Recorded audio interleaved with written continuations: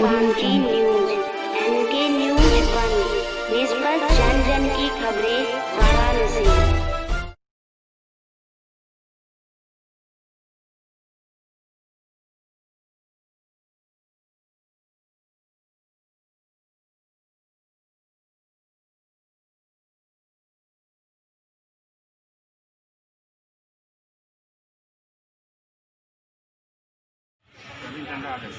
मैं Narendra Yadav, senior photo journalist Amar Ujala. निष्पक्ष काशी अखबार, मंसूर आलम। उमेश श्रीवास्तव ने तो उधर चूल्हा आप लोग के सभी से परिचय हो जाएगा।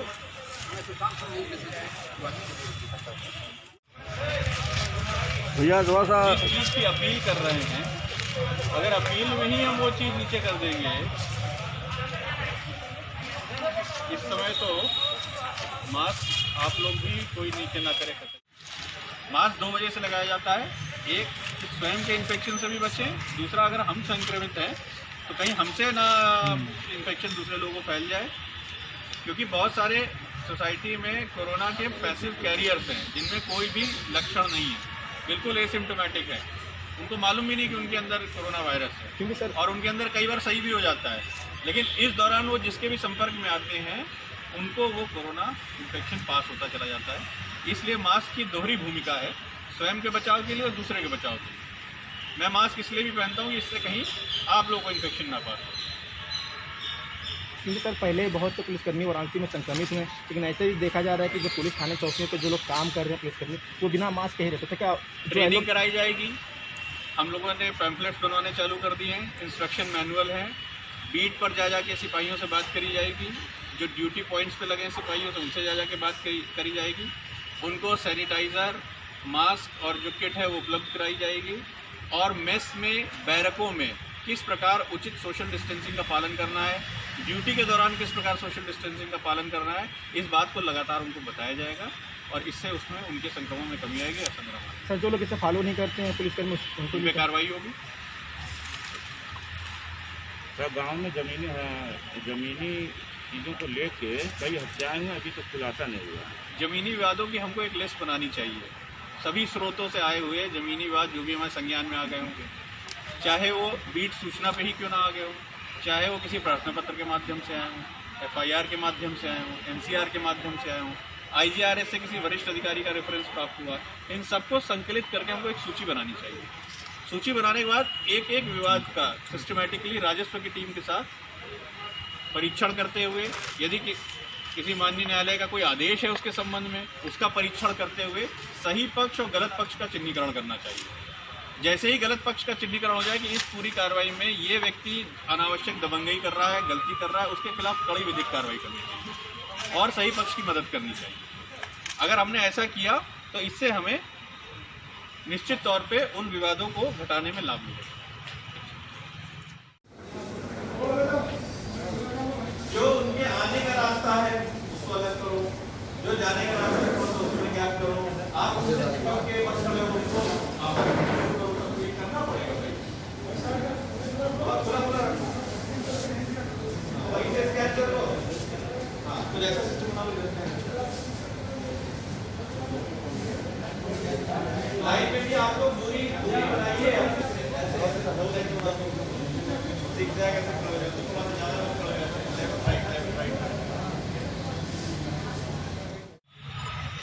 फिलहाल तो मुझे लग रहा है सबसे इम्पोर्टेंट मुद्दा यहाँ का कोरोना का ही है। पब्लिक को इन्फेक्शन से बचाना, पुलिस फोर्स को इन्फेक्शन से बचाना, ये प्राथमिकता है और उसके लिए लगातार अभियान चला करके मास्क, सोशल डिस्टेंसिंग, आज अभी कुछ नई गाइडलाइंस जारी हुई हैं। अभी मेरी जब मुलाकात कमिश्नर महोदय से होगी तो उसकी जानकारी कर ली जाएगी। शाम से दुकानों के बंद होने के टाइम में कुछ संशोधन हुआ है तो वो सब उसका इम्प्लीमेंटेशन कराया जाएगा। आप लोगों के माध्यम से पब्लिक से बस यही मेरी रिक्वेस्ट है कि कोरोना को हल्के में कतई ना लें। कोरोना बढ़ रहा है, अभी घटना चालू नहीं हुआ है, इसलिए इसमें किसी प्रकार की अगर हमने लापरवाही करी तो इसकी हमें भारी कीमत चुकानी पड़ेगी। कई बार हम कोरोना के कैरियर हो जाते हैं और हमारे आसपास कोई ऐसा व्यक्ति जिसकी उम्र ज़्यादा है या जिसके कोई अतिरिक्त बीमारी होने के कारण उसकी स्थिति गंभीर हो सकती है। इसलिए हमको न सिर्फ अपने आप को बचाने के लिए कोरोना से बचना है, बल्कि अपने आसपास के लोगों को भी बचाने के लिए, परिवार के लोगों को बचाने के लिए, अपने मित्रों को भी बचाने के लिए। कई बार मैं रास्ते में आ रहा देख रहा था, दुकान पे लोग बैठे हैं लेकिन मास्क नहीं लगाए हैं। ये गलत बात है, इस पर कार्रवाई भी की जाएगी, उनको समझाया भी जाएगा। दोनों तरीके से हम लोग कार्रवाई करेंगे। आप लोगों से भी यही रिक्वेस्ट है कि आप लोग भी अपने प्रकाशन के माध्यम से इन बातों को आगे बढ़ाएं। अपराध के खिलाफ अपराधी हैं, अभी पुलिस पकड़ में नहीं आए। बिल्कुल चलेगा, क्यों नहीं चलेगा। जो यहाँ के ऐसे सक्रिय अपराधी हैं जो अपराध करने की इच्छा रखते हैं, भविष्य में अपराध करने की संभावना जिनकी है, उनके खिलाफ पहले से ही उनको चिन्हित करके निरोधात्मक कार्रवाई हम लोग करेंगे। चिन्हित तो पहले से हैं। चिन्हित करना भी आसान काम नहीं है, सही अपराधी का चिन्हीकरण होना जरूरी है। ये एक सतत प्रक्रिया है। अगर हमने किसी को सक्रिय चिन्हित किया, उसको जेल में भेज दिया, तो उससे जो स्लॉट खाली हुआ उसमें नेक्स्ट सक्रिय को हमको ले लेना चाहिए। ग्रामीण क्षेत्रों में जो स्थायी सूची नहीं है, ये सूची लगातार बदलती रहती है। कुछ घटनाएं हैं जो अभी नहीं खुल पाई, उनकी मैं अभी जानकारी कर रहा हूँ। पुरानी घटनाओं को रिविजिट करके उसके साक्ष्यों को देखते हुए। सर, ग्रामीण क्षेत्रों में क्राइम भी यहाँ नए आए हैं, उनसे मेरी अभी बात हुई है, वो भी कुछ ही दिन पहले आए, उनको भी मैंने कुछ बातें बताई हैं। तो मेरी एक एक करके अधिकारियों से मिलने प्रक्रिया भी स्टार्ट हुई है। 1-2 दिन में उसमें तो थाने में जो भ्रष्टाचार होता है उसको लेकर पुराने एसएसपी जो थे प्रभाकर चौधरी जी ने एक नंबर जारी किया था जिसके माध्यम से लोग अपनी शिकायत करते थे। क्या ये नंबर अभी भी चालू रहेगा? बिल्कुल चालू रहेगा। मेरे द्वारा भी आगरा में भ्रष्टाचार विरोधी हेल्पलाइन चालू की गई। डायरेक्टली उस पर फ़ोन करके अपनी समस्या नोट करा सकते हैं। और थाने में भ्रष्टाचार की शिकायतों में जहाँ जहाँ मेरा पूर्व का अनुभव रहा, कमी आई, जो हम लोगों ने प्रयास किए, और यहाँ पर भी जो है भ्रष्टाचार नहीं होने दिया है। जो भ्रष्टाचार में लिप्त होगा उसके खिलाफ वही कार्रवाई की जाएगी जो किसी अपराधी के साथ की जाती है।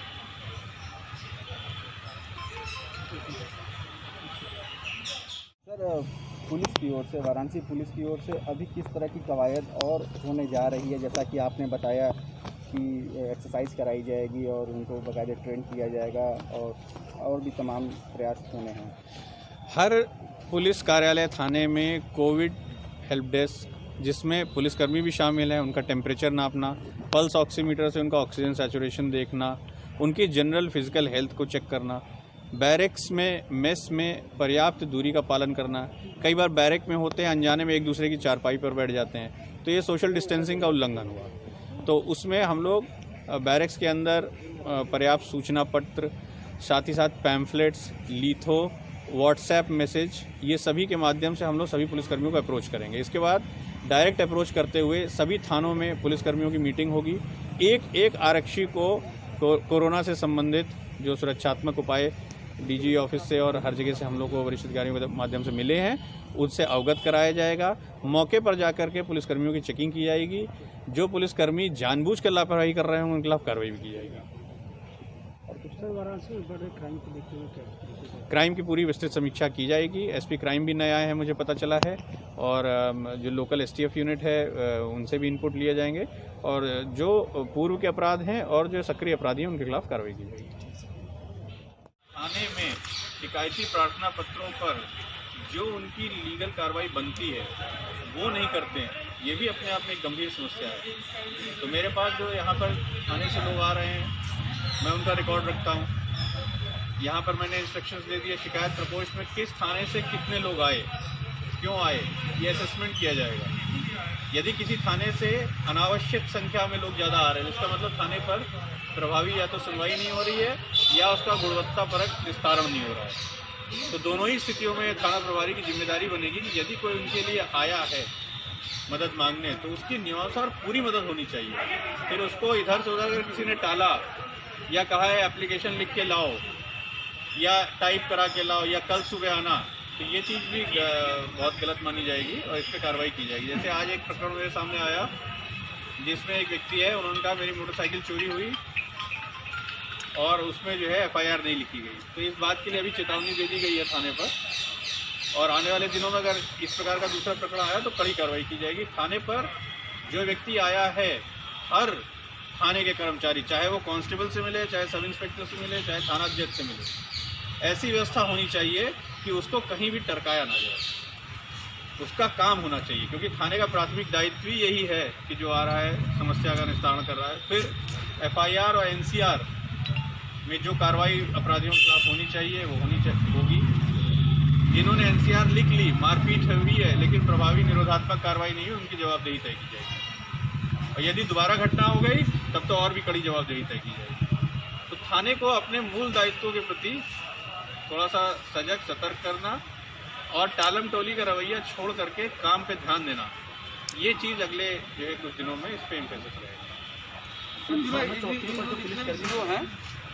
दिनों जितने भी CO जनपद में लगभग थानेदार तो लेते, लेकिन CO लोग अक्सर इग्नोर कर देते, जाओ थाने चले। यहाँ पर जन सुनवाई में जितने भी अधिकारी लगे थे सबको हटा दिया गया है। सिर्फ और सिर्फ मैं सुनूंगा। जब मैं सुनूंगा, क्योंकि मेरा कार्यालय है, तो वैसे ही सर्किल पे जब कोई जाएगा तो सर्किल ऑफिसर का दायित्व होगा कि वो ये सुनिश्चित करे कि उसकी प्रॉब्लम का समाधान हो। जब किसी की समस्या का समाधान होता है तो वो बाकी स्तर पे नहीं जाता। किसी के पास इतना समय नहीं है कि वो एक जगह पहले थाने जाए, फिर सर्किल ऑफिसर के पास जाए, फिर एडिशनल SP के पास जाए, फिर SSP के पास आए। किसी को ये अच्छा नहीं लगता। अगर उसकी समस्या का समाधान हो जाए तो उसको कहीं जाने की जरूरत नहीं पड़ेगी। तो हमको सुदृढ़ करना है अपनी चौकियों को और थाने को कि वो वही रिस्पॉन्स दे जो उस सिचुएशन में किसी को देना चाहिए, वही रिस्पॉन्स दे जो हम लोग यहाँ देने की कोशिश कर रहे हैं। ऐसे में कोई थाने से अगर छिटक करके हमारे पास आएगा तो हम थानाध्यक्ष से जरूर पूछेंगे कि ऐसी क्या बात थी इस समस्या में जिसका आप समाधान नहीं कर पाए और उसको संतुष्ट नहीं कर पाए। सर, पुलिस जो है, पुलिस के बारे में इस तरह की कहा था कि फ्रेंडली नेचर जो है वो चाहती है जनता से, जनता भी चाहती है, मगर वो होता नहीं है एक्चुअली। पुलिस से बहुत डर लगता है, किसी को भी शिकायत भी करना है तो लोग पुलिस से पहले कटाते हैं कि नहीं थाने कौन जाएगा, थाने जाएंगे तो बहुत सारे सवाल पूछे जाएंगे, बहुत सारे इंक्वायरी होगी, थाने छोड़ थाने नहीं जाएंगे, इस तरह की चीज़ें आती है लगातार। तो क्या सर इसके लिए मीटिंग्स वगैरह में हम लोग संवेदनशील बनाएंगे पुलिसकर्मियों को। पब्लिक फ्रेंडली तो होना ही पड़ेगा। At the same time public से भी ये अपेक्षा है कि पुलिस से डरने की क्या जरूरत, पुलिस तो आपकी मदद करने के लिए है। थोड़ा सा पब्लिक में भी अवेयरनेस की बात हम लोग करेंगे आने वाले समय, और आप देखेंगे कि पुलिस का रिस्पांस में निश्चित तौर पर सुधार आएगा। पब्लिक को डरने की कोई ज़रूरत नहीं है। पुलिस उन्हीं की सेवा के लिए बनी है। पूरी तरीके से आएँ, अपनी बात कहें और आपकी मदद की जाएगी। थाने को पॉलिटिकल प्रेशर पे जी, थानों की जो पॉलिटिकल प्रेशर होता है या कुछ करने इसको क्या राजनीतिक हस्तक्षेप, मेरे कार्यकाल में राजनीतिक हस्तक्षेप मुझे कभी नहीं महसूस हुआ। जो काम था निष्पक्ष रूप से किया गया, कभी किसी को शिकायत भी नहीं हुई। यही थानों को भी करना चाहिए। हर व्यक्ति की जिम्मेदारी नियम कायदे कानूनों के प्रति है, उसी के मुताबिक जो निष्पक्ष कार्रवाई हो वो करनी चाहिए और हमेशा सही व्यक्ति की मदद करनी चाहिए। ये आने वाले दिनों में यही मैसेज मेरा आज भी, जितने भी मैंने इंस्ट्रक्शन लिखे हैं प्रार्थना पत्रों में, सब में यही लिखा है कि सही कार्रवाई आप कर लें। और राजनीतिक हस्तक्षेप में की बात अगर कोई आई तो मैं उसका संज्ञान लूँगा और निष्पक्ष कार्रवाई करने के लिए अपने फोर्स को बुलाया जाएगा।